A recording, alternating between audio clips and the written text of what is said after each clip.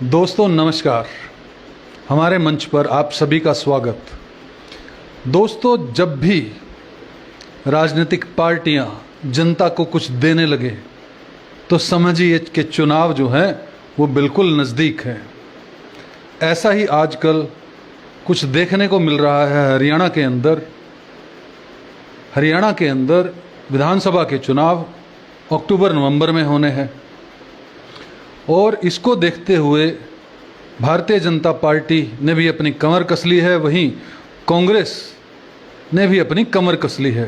कांग्रेस को कहीं ना कहीं ये उम्मीद है कि जिस तरह से लोकसभा के चुनाव के अंदर 5 सीटें कांग्रेस को मिली हैं तो उससे कांग्रेस का उत्साह बढ़ गया है कि अब तो सरकार आने वाली है, क्योंकि 46 विधानसभा सीटों पर जो है वो कांग्रेस को जीत मिली है लोकसभा चुनाव के अंदर। लेकिन भारतीय जनता पार्टी को 5 का नुकसान हुआ है तो उनको चिंता है कि कहीं हाथ से सत्ता ना चली जाए, क्योंकि नेता कुछ भी कर सकता है, पार्टियां कुछ भी कर सकती हैं, लेकिन सत्ता को हाथ से नहीं जाने देना चाहती। दोस्तों अभी हमारे हरियाणा के मुख्यमंत्री नायब सिंह सैनी ने ओबीसी जो समाज है उसके लिए आरक्षण बढ़ाने की मांग की। उन्होंने जनता को वादा किया कि हरियाणा सरकार है जल्द जो है ओबीसी का आरक्षण बढ़ा देगी। वहीं जो है काउंटर अटैक किया भूपेंद्र सिंह हुड्डा ने 10 जो है क्वेश्चंस जो हैं वो नायब सिंह सैनी और भारतीय जनता पार्टी की हरियाणा सरकार से पूछे।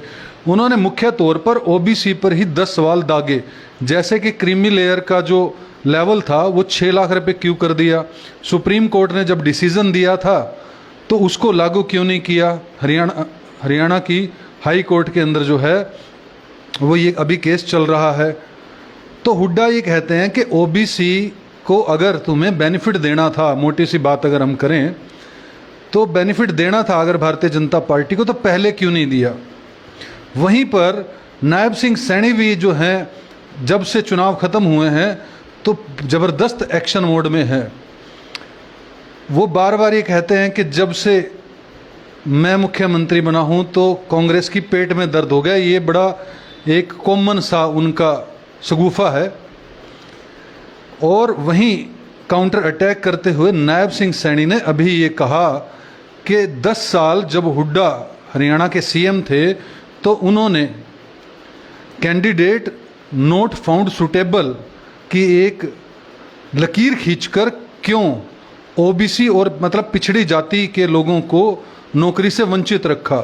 और ऐसा देखने को अगर आपको याद हो, जब हुड्डा सरकार थी तो बड़ी जो क्रीम पोस्टें थी, एचसीएस की हों, रेवेन्यू की हों और अधिकारियों की हों, तो हुड्डा सरकार के अंदर जो है एक पोस्ट 2 पोस्ट निकाली जाती थी। उसमें आरक्षण जो है वो अपने आप ही खारिज हो जाता था। और ऐसा मैक्सिमम मैंने खुद देखा है कि एडवर्टीजमेंट इतनी कम पोस्टों की गई जिसमें आरक्षण लागू ही ना हो। तो नायब सिंह सैनी भी जो हैं वो कहीं ना कहीं तेज तरार तीर फेंकते हुए भूपेंद्र सिंह हुड्डा पर नज़र आ रहे हैं।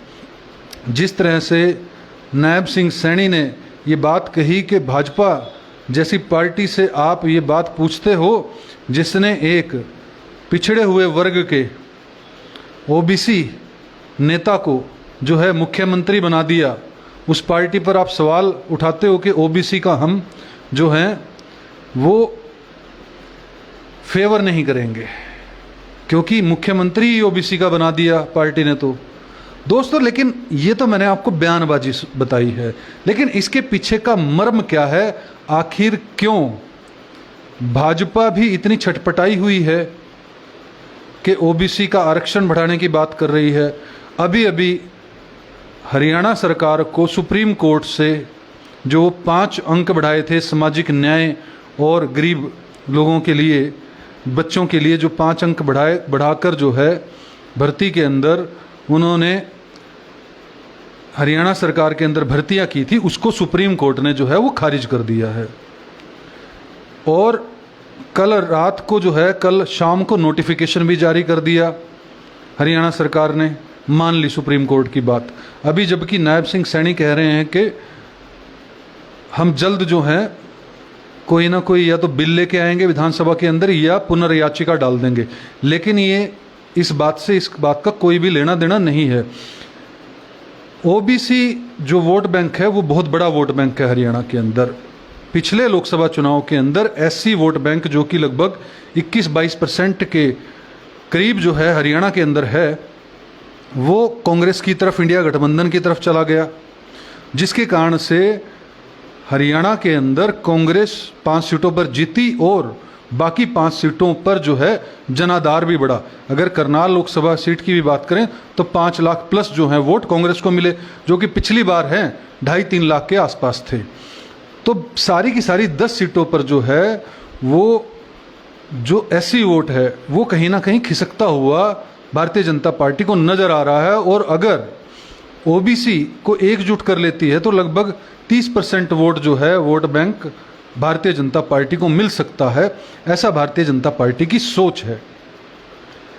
इसीलिए भूपेंद्र सिंह हुड्डा रिझाने में लगे हुए हैं और नायब सिंह सैनी भी जो है ओबीसी वोटों को रिझाने में लगे हुए हैं। भूपेंद्र सिंह हुड्डा कोशिश कर रहे हैं कि बार बार ओबीसी के जो लोग हैं उनको याद दिलाया जाए कि भाजपा ने किस तरह से ओबीसी के साथ पिछले 7-8 सालों में अन्याय किया है। जैसा कि मैं क्रीमी लेयर वाली बात बता रहा था कि क्रीमी लेयर का जो टोटल इनकम थी वो पहले 8 लाख थी तो उसको 6 लाख रुपए कर दिया था। तो इससे जो है ओबीसी के नेचुरली ओबीसी को नुकसान हुआ इसका, और इसका फ़ायदा जो है भूपेंद्र सिंह हुड्डा उठाना चाहते हैं। और नौकरियों के अंदर भी जो है ओबीसी को आरक्षण जो है वो नहीं मिला है प्रॉपर ढंग से, तो इसको जो है कांग्रेस पार्टी भुनाना चाहती है। कहीं ना कहीं इसको पूरी की पूरी राजनीतिक जो है सोच समझ कह सकते हैं हम पार्टियों की, क्योंकि एक तरह से इस चुनाव के अंदर अगर हम देखेंगे तो लोकसभा जो चुनाव है इसके अंदर जाट एक हुए, इससे इनेलो और जेजेपी का जो है जनाधार साफ हो गया हरियाणा के अंदर से। एससी का वोट बैंक जो है काफ़ी तौर पर पूरी तरह से नहीं खिसका है, लेकिन काफ़ी तौर पर कांग्रेस की तरफ चला गया। और अब की बार विधानसभा के अंदर ऐसा लग रहा है कि भाजपा से पूरी तरह से एससी वोट बैंक जो है वो कांग्रेस की तरफ जा सकता है। जाटों का भी जो है 22-23% वोट है, एससी का 40-42% अगर वोट बैंक एक साथ हो जाता है तो ये बड़ी समस्या देगा। इसी तरह से जो बनिया है, पंडित है और ओबीसी वोट बैंक है, अगर ये भी 40-45% जो टोटल वोट बैंक है, अगर ये एक साथ जो है भारतीय जनता पार्टी के साथ आ जाए तो नेचुरल सी बात है सरकार जो है भारतीय जनता पार्टी की बनेगी। और अगर ये वोट बैंक बट गया तो भारतीय जनता पार्टी को इस बार के विधानसभा के चुनाव में लगभग मेरा मानना है 55 से 60 सीटों का जो है नुकसान झेलना पड़ेगा, हो सकता है इससे ज़्यादा भी झेलना पड़े। तो यही कारण है कि जुबानी जंग जो है वो भारतीय जनता पार्टी ने और कांग्रेस ने है वो पूरी तरह से तेज कर दी है। और भारतीय जनता पार्टी चाह रही है कि ओबीसी जो वोट बैंक है वो पूरी तरह से नियंत्रित हो जाए, क्योंकि पंडित और बनिया जो है वो भाजपा के साथ पूरी तरह से लगा हुआ है। पंजाबी वोट बैंक मनोहर लाल खट्टर के चक्कर में लगा हुआ है, तो लगभग 15-20% वोट बैंक तो भारतीय जनता पार्टी के पास है ही है। तो अगर ओबीसी का वोट बैंक जो है 30% और एक मुश्त जुड़ जाता है तो भारतीय जनता पार्टी जीतेगी इस बार भी विधानसभा चुनाव, इसमें कोई डाउट नहीं है। लेकिन एक साथ जो है वोट बैंक किसी भी जातियों का नहीं जाता, जाट ही सिर्फ हैं जो अब की बार इकट्ठे हुए हैं पूरी तरह से, और एससी जो है डिफ्लेक्ट हुआ है कांग्रेस की तरफ। तो अगर वोट बैंक मान लीजिए कि ओबीसी का 10% वोट बैंक, बनिया, पंडित, पंजाबी, गुज्जर, क्योंकि एक जगह पर तो देते नहीं है, 10% वोट बैंक ये चला जाता है भारतीय जनता पार्टी से, और ओबीसी का मान लो 10% हो गया 20%, और 23% जो है वो जाटों का हो गया, 20% मान लेते 40, तो 10 से 15% भी अगर एससी का वोट बैंक कांग्रेस में गया तो कोई भी ताकत जो है कांग्रेस की सरकार 2024 के विधानसभा चुनावों में बनने से नहीं रोक सकती। मैंने ऐसे पहला भी कहा था कि अगर अब की बार भी एससी का वोट बैंक 10% भी अगर चला गया तो कांग्रेस को बहुत सी सीटें मिलेंगी, और ऐसा हुआ भी है। आप मेरी पिछली वीडियो उठाकर देख सकते हैं। तो ये जो जुबानी जंग तेज कर रही है, ये जनता को कहीं ना कहीं पटाने की कोशिश कर रही है, जनता को कहीं ना कहीं अपनी ओर आकर्षित करने की कोशिश कर रही है। पटाना तो थोड़ा गलत सस्ता शब्द होगा, लेकिन अपनी ओर आकर्षित करने की कोशिश कर रही है ताकि जनता भ्रमित होकर, भ्रमित शब्द क्यों कह रहा हूं, क्योंकि जनता की भलाई कोई भी पार्टी नहीं चाहती है अभी तक, चाहे वो कांग्रेस ने 55-60 साल राज किया हो, चाहे भारतीय जनता पार्टी हरियाणा के अंदर पिछले 10 सालों से लगातार राज कर रही है। जनता की अगर एक्चुअल भलाई चाहती सरकारें तो जातिवाद को खत्म करती, धर्म संप्रदाय को खत्म करती, पेड़ लगाने के अंदर लोगों को प्रेरित करती और बाय फोर्स पेड़ लगवाती, पानी का संरक्षण करवाती, हवा और पानी को शुद्ध करवाती। हवा और पानी तभी शुद्ध होंगे जब पेड़ लगेंगे, जब हम इस बरसात के पानी को स्टोर करेंगे, जब हम गांव के अंदर ऐसे रोजगार उत्पन्न करेंगे जिससे प्रकृति को कम से कम नुकसान हो। लेकिन ऐसा कोई भी सरकार नहीं करती है। सिर्फ और सिर्फ जातिवाद को फैलाकर, जातियों को बरगलाकर उनके वोट बैंक हासिल करने का काम सभी पार्टियां करती आई हैं। आम आदमी पार्टी ने दिल्ली के अंदर शायद कुछ % जो है स्कूल और हॉस्पिटल के अंदर ये काम किया कि सबको फ्री एजुकेशन की बात कही और एजुकेशन के लेवल को बढ़ाया, और वहीं हेल्थ की फ्री करने की बात की और उसके लेवल को बढ़ाने की कोशिश की। वरना सभी पार्टियां, चाहे वो आम आदमी पार्टी भी क्यों ना हो, जनता के वोट बैंक को हथियाने का षड्यंत्र रचती हैं कि किस तरह से जनता के वोट बैंक को हथिया लें और 5 साल राज करें। इस बारे में आपका क्या कहना है? क्या कांग्रेस और बीजेपी और आम आदमी पार्टी हरियाणा के अंदर भी आने वाले चुनाव के अंदर झूठे वादे कर जो है वो जनता को रिझाने की कोशिश करेगी?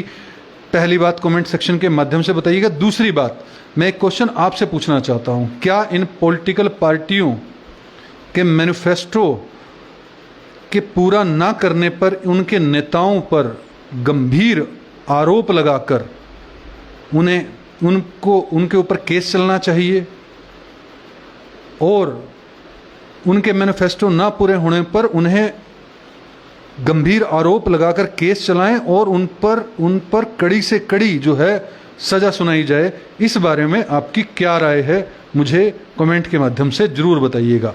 जय हिंद, जय भारत।